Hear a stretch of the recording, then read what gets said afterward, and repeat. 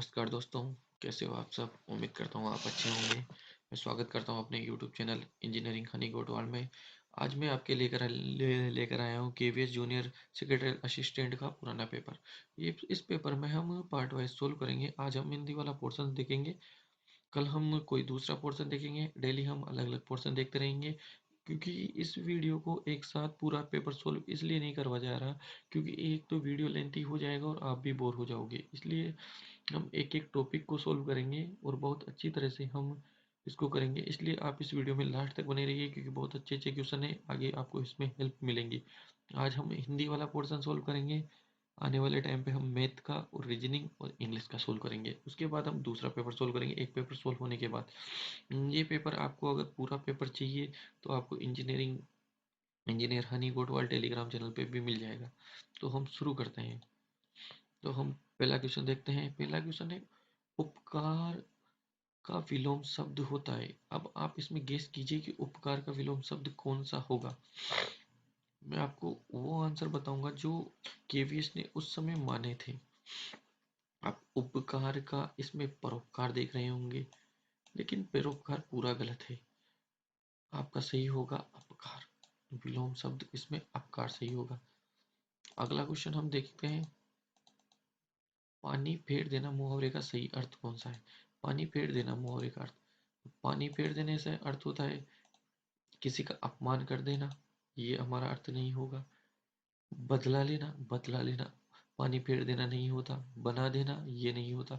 सीधा सा बात है, किसी भी काम को हम करते हैं और उस काम को बिगाड़ देते हैं तो हम कहते हैं कि एक राय पर पानी फेर दिया। इसलिए इसका सही अर्थ होगा पानी फेर देने का। निम्नलिखित में से कौन सी प्रेरणार्थक क्रिया है। प्रेरणार्थक क्रिया का मतलब क्या होता है, जिस कार्य को प्रेरणा मिले। जैसे कि समझाना, ये प्रेरणार्थक क्रिया नहीं है। डूबना प्रेरणार्थक क्रिया नहीं। लेटना, चमकना प्रेरणार्थक क्रिया। अगला, निम्नलिखित में से कौन सी बिजली का प्रायोगिक शब्द नहीं है। अब इसमें देखा जाए, आप बिजली का भी अगर आपको नहीं आता तो बहुत कॉमन सा प्रायोगिक शब्द दे रखा है। दामिनी बिजली का है, चंचला बिजली का है, चपला बिजली का है। सरिता, सरिता प्रायवाचिक शब्द किसका है, नदी का है। तो सीधा ये पूछ रहा है निम्नलिखित में से कौन सा बिजली का प्रायवाचिक शब्द नहीं है।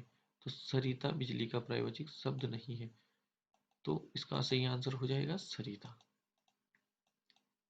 अगला हम देखते हैं, जो कम जानता है के लिए एक शब्द है। अब जैसे कि हम किसी के लिए बोल दें कि ये बहुत कम जानता है, या जो कम जानता है के लिए सब। सर्वज्ञ का मतलब होता है सब जानता है। बहुयज्ञ का मतलब ज्यादा जानता है। अज्ञ का मतलब जानता है। अल्पज्ञ मतलब जो कम जानता है। उसके लिए शब्द कौन सा हो गया, अल्पज्ञ।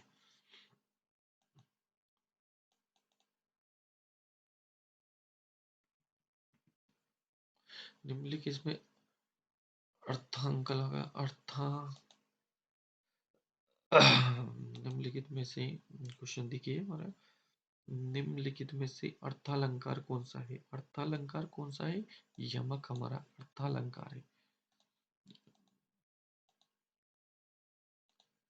यमक हमारा अर्थालंकार है।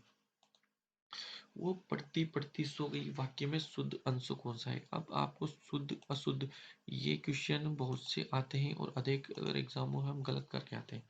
वह पढ़ती पढ़ती सो गई, वह पढ़ती पढ़ती सो गई में अशुद्ध अंश कौन सा है, पढ़ती पढ़ती। ठीक है दोस्तों, वीडियो में लास्ट तक बने रहिए, बहुत अच्छे अच्छे क्वेश्चन है। निम्नलिखित में से कौन सा शब्द विशेषण है। अब विशेषण शब्द क्या होता है, जो किसी चीज की विशेषता बताता है वो विशेषण कहलाता है। अब इसमें विशेषता कौन बता रहा है, घर किसी की चीज की विशेषता बता रहा है, नहीं बता रहा है। मनुष्य किसी चीज की विशेषता बता रहा है, नहीं बता रहा है। यमुना किसी चीज की विशेषता बता रही है, नहीं बता रही। तो विशेषता कौन बता रहा है, चमकीला। तो ये विशेषण हो जाएगा। निम्नलिखित में से कौन सा शब्द सर्वनाम नहीं है। तो शब्द सर्वनाम, यह सर्वनाम है, वह सर्वनाम है, आप सर्वनाम है, नदी सर्वनाम शब्द नहीं है। तो इसका सही अर्थ हो जाएगा नदी। निष्पक्ष का संधि विच्छेद कौन सा है, विसर्ग संधि है दोस्तों। आपको इसमें दिख गया होगा। श का विलोप हो जाएगा विसर्ग में। निह धन पक्ष निष्पक्ष।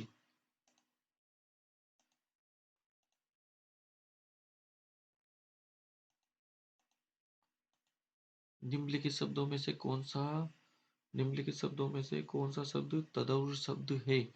तो इनमें तदौर शब्द कौन सा है? पत्थर।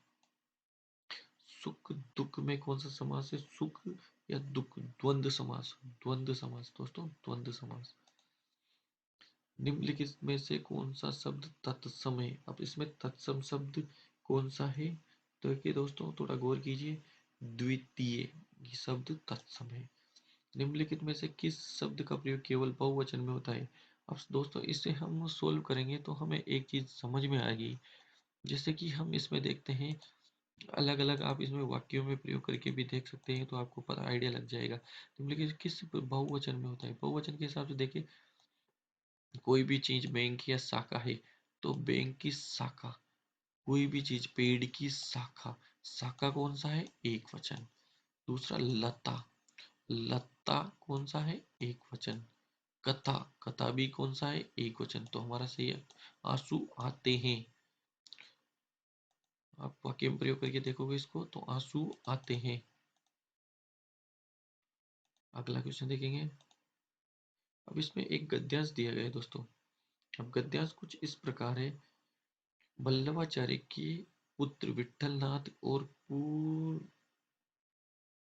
विठलनाथ विठलनाथ ने पुष्टि मार्गी कवियों में से 8 कवियों को चुनकर उन्हें अष्टचाप की संज्ञा दी।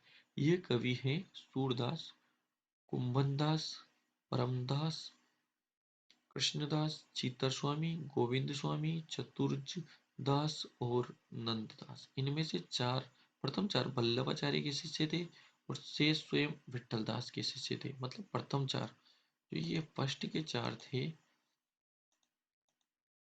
चार सूरदास, कुंभनदास, परमदास और कृष्णदास। ये इनमें से प्रथम चार वल्लभाचार्य के शिष्य थे। पूछ रहा है विठलदास के शिष्य, तो विठलदास के शिष्य बाकी जो है विठलदास के शिष्य है। अब इसमें विठलदास का शिष्य कौन है? बताइए जल्दी। इसमें विठलदास के शिष्य कौन है? विठलदास के शिष्य जो बाद के बचे हुए हैं, उसमें नंददास दे रखा है तो नंददास है। ठीक है दोस्तों, अगला क्वेश्चन बस सिंपल सिंपल था पिछली बार का, और हम लो से हाई की तरफ चलेंगे। जो भी पेपर आए हुए हैं, जितने पेपर मुझे मिलते हैं मैं उनको सोल्व कराऊंगा। आपके पास भी अगर इसका पेपर हो और आप सोल्व करवाना चाहते हैं तो आप मुझे सेंड कीजिए हमारे engineer Honey Kotwal Telegram group में। मैं आपको पेपर जरूर सोल्व करवाऊंगा। 16 क्वेश्चन है। वल्लभाचार्य के शिष्य कौन थे? वल्लभाचार्य के शिष्य कौन थे? आपको पता है वल्लभाचार्य के शिष्य कौन थे? आपने पहले ही पढ़ लिया। प्रथम चार वल्लभाचार्य के थे, तो प्रथम चार में से जो भी आ रहा है सूरदास, कुंभलदास, परमदास, कृष्णदास, सूरदास आ रहा है तो सूरदास से। अष्टचाप कवियों की संख्या कितनी थी? 8। धन्यवाद दोस्तों पूरा वीडियो पूरा देखने के लिए। आगे भी हम आपको डेली एक पेपर सोल्व करवाता रहूँगा। पेपर को पार्ट वाइज सोल्व करूँगा क्योंकि वीडियो ज़्यादा लंबा ना हो, और आगे आने वाली इंफॉर्मेशन और ऐसी वीडियो के लिए जुड़े रहिए। तथा अगर आपके पास भी कोई भी एग्जाम का पेपर हो और आप उसे सोल्व करवाना चाहते हो तो हमारे टेलीग्राम ग्रुप में भेजिए। टेलीग्राम ग्रुप का लिंक मैं नीचे आपको डिस्क्रिप्शन बॉक्स में दे दूंगा। धन्यवाद दोस्तों।